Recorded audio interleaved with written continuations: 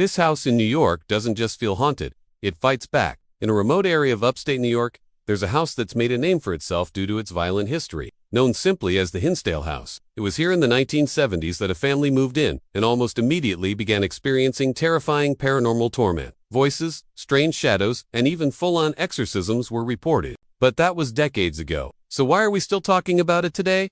Because the haunting never stopped. Paranormal teams still visit the house to this day. And according to those who have gone, they're not just greeted by ghosts, they're attacked. Some have reported being scratched up by unseen hands, while others have felt themselves being pushed or choked. One investigator even had their hair pulled so hard that it caused them to fall down the stairs. And it's not like you can just ignore these things. When they're investigating, they're staying in the house. So if they get hurt, it's not like they can just leave and get away from whatever's haunting them. And it's not like there aren't signs to warn them off either. According to the investigators, there are disembodied voices that can be heard, whispering "get out" through the walls. Sometimes when they investigate further, they can find the source of the voice. And in one case, a woman was investigating alone when she was suddenly dragged across the floor by an unseen force. Fortunately, she was able to make it out alive, but not before being seriously injured. So what makes this house such a hotbed for paranormal activity? Well, some psychics believe that there's a portal in the basement. This is a gateway for negative energy to enter the home and feed off of the living. It might explain why, even after all these years, the haunting continues. But the worst part is that it doesn't end at the doorstep.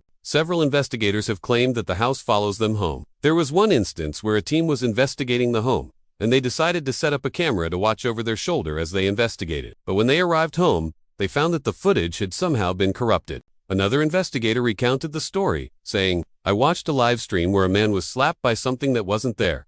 He screamed, and the camera cut out." They never explained what happened after. It's clear that whoever or whatever is haunting the Hinsdale house doesn't want people investigating it. But with all of these stories, it begs the question, is it still active today? If you dare spend a night inside, find out.